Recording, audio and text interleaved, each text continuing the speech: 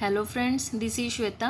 Welcome back. Today's our next topic is chemical equations. आज हम chemical equation को थोड़ा डिटेल में एक्सप्लेन करेंगे. लास्ट लेक्चर में हमने थोड़ा ब्रीफली किया था. इसके अंदर हम सब टॉपिक्स करेंगे balanced and unbalanced chemical equations. तो सबसे पहले हम देखते हैं केमिकल इक्वेशंस क्या होते हैं. देखो, the method of representing the chemical reaction with the help of symbols and formula of the substances involve in it is known as chemical equation. देखो, अगर कोई भी रिएक्शन हो रही है, उस रिएक्शन को अगर हम उसके सिम्बल्स या फिर फॉर्मूला की फॉर्म में रिप्रेजेंटेशन कर रहे हैं तो उसे हम क्या कहेंगे, केमिकल इक्वेशन कहेंगे. जैसे मान लो हमारे पास है जिंक सल्फ्यूरिक एसिड के साथ रिएक्ट कर रहा है, तो हमारे पास प्रोडक्ट क्या बन रहे हैं, ZnSO4 plus H2. Left hand side वालों को हमने क्या कहा था, रिएक्टेंट्स कहा था. जो हमारे पास रिजल्ट आता है या फिर जो हमारे पास राइट हैंड साइड पे प्रोडक्ट्स आते हैं उसे हम कहेंगे प्रोडक्ट्स कहेंगे, या फिर हम कहेंगे इसे रिजल्ट्स कहेंगे, हमें जो हमें एंड रिजल्ट मिल रहा है.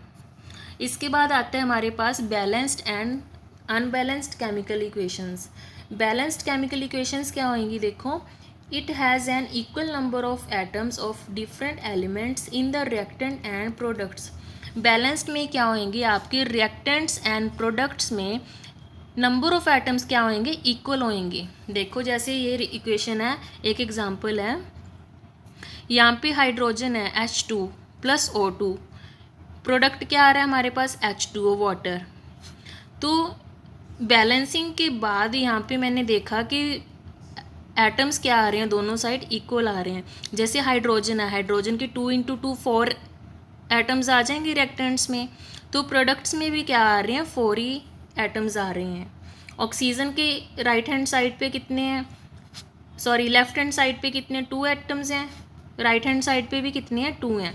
तो इसे हम कहेंगे एक बैलेंस्ड केमिकल इक्वेशन है. दोनों साइड नंबर ऑफ एटम्स क्या रह रहे हैं, सेम रह रहे हैं.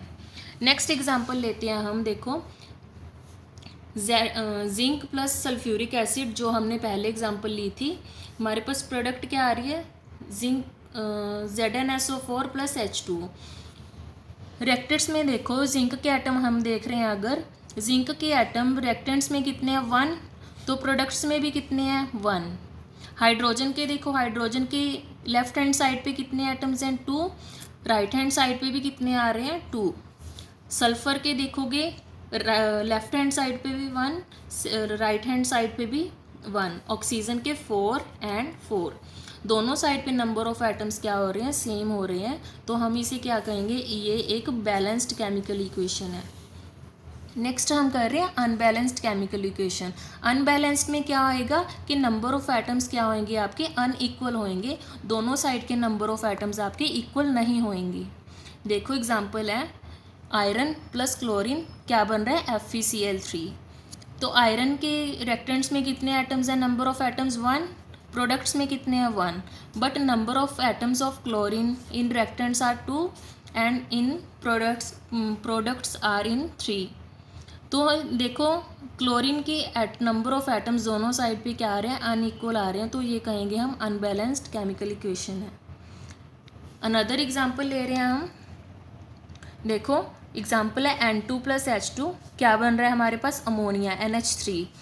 नंबर ऑफ एटम्स देखो, नाइट्रोजन के कितने हैं, 2 एंड प्रोडक्ट्स में कितने हैं, 1. तो यहीं से हमें पता चल रहा है कि ये एक अनबैलेंस्ड केमिकल इक्वेशन है. हम इसे बैलेंस्ड भी बना सकते हैं, वो आगे हम मेथड करेंगे कैसे बैलेंसिंग करनी है. थर्ड एग्जाम्पल आ रही है हमारे पास, सोडियम प्लस वाटर, क्या बन रहा है, sodium hydroxide plus H2. Number of atoms of sodium कितने हैं रिएक्टेंट्स में, 1, प्रोडक्ट्स में भी कितने हैं, 1. हाइड्रोजन के कितने हैं, 1, प्रोडक्ट्स में भी 1. But number of atoms of oxygen कितने आ रहे हैं रिएक्टेंट्स में, 2 एंड प्रोडक्ट्स में कितने आ रहे हैं, 3. तो इसे हम कहेंगे कि अनबैलेंस्ड केमिकल इक्वेशन है. नेक्स्ट हम कर रहे हैं बैलेंसिंग ऑफ केमिकल इक्वेशन की. बैलेंसिंग कैसे करती हैं इक्वेशन की. देखो, हमने पढ़ा है बैलेंसिंग का मतलब क्या है कि equalize the number of atoms of each atom on both sides of equation. दोनों साइड पे क्या करने हैं, हमने नंबर ऑफ एटम्स को इक्वल करना है. तो उसी अकॉर्डिंग हम नंबर्स को मल्टीप्लाई कर देंगे जो हमें नंबर चाहिए. जितने नंबर ऑफ़ एटम्स चाहिए। तो ये एक simple hit and trial method है, आपको ट्राई करना पड़ेगा, इसका कोई लर्निंग पाथ नहीं है। देखो हम एग्जांपल ले रहे हैं, iron plus water Fe3O4 product बन रहा है प्लस हाइड्रोजन प्रोडक्ट बन रहा है। देखो सबसे पहले क्या करोगे आप, जिसके सबसे ज़्यादा नंबर ऑफ़ एटम्स है, यहाँ पे मान लो जैसे ऑक्सीजन के सबसे ज़्यादा नंबर ऑफ़ एटम्स हैं, तो हम पहले उसको बैलेंस करना स्टार्ट करेंगे। स्टेप 1 में क्या करोगे आप, पहले दोनों साइड के नंबर ऑफ़ एटम्स लिख लोगे कि कितने कितने हैं। जैसे मैंने लिखे हुए हैं आयरन, हाइड्रोजन एंड ऑक्सीजन के रिएक्टेंट्स में 1, प्रोडक्ट्स में कितने आयरन के 3, हाइड्रोजन के कितने हैं 2 रिएक्टेंट्स में, प्रोडक्ट्स में कितने हैं 2, ऑक्सीजन के रिएक्टेंट्स में कितने हैं 1, प्रोडक्ट्स में कितने हैं 4। तो सबसे पहले मैं देखूंगी ऑक्सीजन के बैलेंस करने स्टार्ट करूंगी। ऑक्सीजन के सबसे ज़्यादा हैं प्रोडक्ट में, तो देखो फर्स्ट स्टेप में आप जिसके सबसे ज़्यादा नंबर ऑफ़ एटम्स होंगे उसे बैलेंस करना स्टार्ट करोगे। देखो सबसे पहले मैंने लिया number of oxygen, atoms of oxygen. Oxygen के कितने एटम्स हैं, इनिशियली क्या थे रिएक्टेंट्स में 1 एंड प्रोडक्ट में कितने थे 4। तो मुझे रिएक्टेंट में 4 बनाने के लिए इसे 4 से मल्टीप्लाई करना पड़ेगा। मीन्स कि रिएक्टेंट में ऑक्सीजन वाले एटम को क्या करना है, 4 से मल्टीप्लाई करना है इस चीज़ को जिसमें ऑक्सीजन प्रेजेंट है। देखो तो मेरे पास इक्वेशन क्या बनेगी, 4 से मैं इसको मल्टीप्लाई कर दूंगी। अब देखो दोनों साइड पे मेरे ऑक्सीजन एटम्स कितने आ रहे हैं, 4 आ रहे हैं। अब नेक्स्ट आप कोई भी एटम ले सकते हो, आपकी चॉइस है। आप चाहो तो पहले हाइड्रोजन ले सकते हो या फिर आयरन भी ले सकते हो। जैसे मैंने हाइड्रोजन लिया है, हाइड्रोजन की इनिशियली कितने एटम्स थे 8, रिएक्टेंट्स में 8 हो गए ना। जैसे देखो इक्वेशन में मल्टीप्लाई करके देखोगे इसको, 4 × 2 रिएक्टेंट्स में कितने हैं आपके एटम्स 8, बट प्रोडक्ट्स में कितने हैं हाइड्रोजन के ओनली 2। तो इसे बैलेंसिंग करने के लिए 8 को तो हाफ नहीं करना, 2 को क्या करूँगी मैं 4 से मल्टीप्लाई कर दूँगी। मीन्स कि प्रोडक्ट में क्या हो रहा है 4 से मल्टीप्लाई हो रहा है हाइड्रोजन के एटम। तो मेरे पास इक्वेशन क्या बन रही है 4H2 प्रोडक्ट्स की साइड पे मैंने रेड पेन से अंडरलाइन किया हुआ है, आप देख सकते हो। Understand students. नेक्स्ट हमारे पास कौन सा एटम रह गया, आयरन एटम रह गया। आयरन के रिएक्टेंट्स में कितने हैं 1, इक्वेशन में आप देख सकते हो। हमने जो बैलेंस कर चुके हैं, हमने प्रीवियस इक्वेशन वही देखनी है, आपने सबसे पहले वाली इक्वेशन नहीं देखनी। अब मेरे पास इससे पहले वाली इक्वेशन क्या है, ये वाली। इस इक्वेशन के अकॉर्डिंग मैं नेक्स्ट रिजल्ट लिखूँगी। इनिशियली मेरे पास आयरन के एटम कितने हैं 1, दूसरी साइड कितने हैं 3। तो मुझे रिएक्टेंट्स में आयरन के कितने एटम्स बनाने हैं 3 बनाने हैं, तो इसे 3 से मल्टीप्लाई करूँगी। तो इक्वेशन क्या बन जाएगी मेरे पास 3Fe प्लस 4H2O, बाकी की बाकी सेम टू सेम ऐसी आ जाएगी, Fe3O4 plus 4H2। Understand students. तो हम लास्ट स्टेप में इसका रिजल्ट लिख लेंगे। आप देखोगे कि दोनों साइड पे एटम्स क्या हो रहे हैं, इक्वल हो रहे हैं। Finally check the correctness of the balanced equation by counting the number of atoms on both sides of equation. हमने करेक्टनेस चेक करने के हमारा इक्वेशन सही बन रहा है या नहीं। आयरन के आप देखोगे दोनों साइड पे 3 आ रहे हैं, हाइड्रोजन की दोनों साइड पे 8 आ रहे हैं एंड ऑक्सीजन की दोनों साइड पे 4 आ रहे हैं। Understand students. बाकी की एग्जांपल्स अपनी बुक एक्सरसाइज में से सॉल्व कर सकती हो। देखो आगे मैंने 2 एग्जांपल्स भी ली हुई हैं, मैंने डायरेक्ट बैलेंस किया हुआ। आप देखोगे जैसे मेरे पास इक्वेशन है Zn प्लस HCl, प्रोडक्ट क्या बन रहा है ZnCl2 प्लस H2। इनिशियली मेरे पास अनइक्वल नंबर ऑफ एटम्स है हर चीज़ के, ठीक है। तो बैलेंसिंग के बाद देखो मेरे पास जिंक तो दोनों साइड पे 1 है, क्लोरीन इस साइड पे 1 है, इस साइड पे 2 है, हाइड्रोजन इस साइड पे 1 है, इस साइड पे 2 है।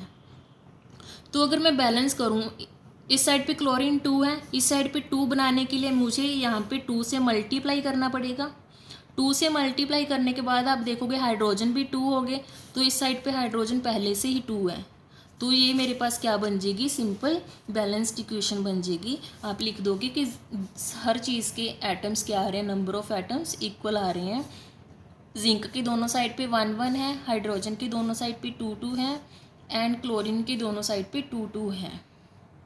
Understand student. आप चाहो तो स्टेप वाइज ही सॉल्व कर सकती हो। नेक्स्ट एग्जांपल हम ले रहे हैं CH4 plus H2 O2, product क्या बनना है कार्बन डाइऑक्साइड प्लस वाटर। पहले आप अनइक्वल नंबर ऑफ एटम्स लिखोगे जितने भी हैं दोनों साइड पे, या अनइक्वल होंगे, वो अनबैलेंस्ड है क्योंकि कार्बन के दोनों साइड पे 1 1, ऑक्सीजन के रिएक्टेंट्स में कितने हैं 2, प्रोडक्ट्स में कितने हैं 3, हाइड्रोजन के रिएक्टेंट्स में कितने हैं 4, प्रोडक्ट्स में कितने हैं 2। अब देखो बैलेंसिंग करोगे आप, हमने किया था कि जिसके सबसे ज़्यादा नंबर ऑफ एटम्स हो हम वो वहाँ से स्टार्ट करेंगे। आप इक्वेशन में देखोगे हाइड्रोजन के 4 एटम्स हैं यहाँ पे, तो हम पहले हाइड्रोजन को सॉल्व करना स्टार्ट करेंगे। देखो हाइड्रोजन की इस साइड पे 4 हैं, इस साइड पे कितने 2, तो मैं यहाँ पे क्या करूँगी, इसको 2 से मल्टीप्लाई कर दूँगी, तो हाइड्रोजन के तो इक्वल इक्वल हो गए, यहाँ पे भी 4 होगी, यहाँ पे भी 4 होगी। बट अब क्या है, देखो ऑक्सीजन के अभी भी नहीं मैच हुए।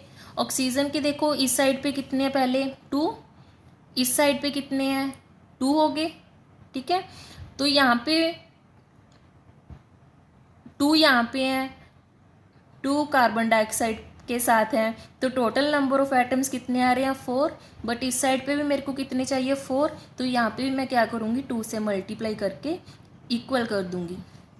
तो बैलेंस्ड कैसी होगी, देखो कार्बन की दोनों साइड पे 1 1, हाइड्रोजन की दोनों साइड पे 4 4 हो गए, 4 यहाँ पे है, यहाँ पे 2 से मल्टीप्लाई करने के बाद 4, 2 इंटू 2 4, ठीक है। तो ऑक्सीजन के कितने हो गए 2 इंटू 2 4 इधर हो गए, एंड 2 कार्बन डाइऑक्साइड के साथ हैं, 2 वाटर के साथ हैं, टोटल कितने हो गए 4। तो मेरे पास ये क्या बन जाएगी, एक बैलेंस्ड केमिकल इक्वेशन बन जाएगी। कार्बन के 1 1, ऑक्सीजन के 4 4 एंड हाइड्रोजन के 4 4। Thank you students.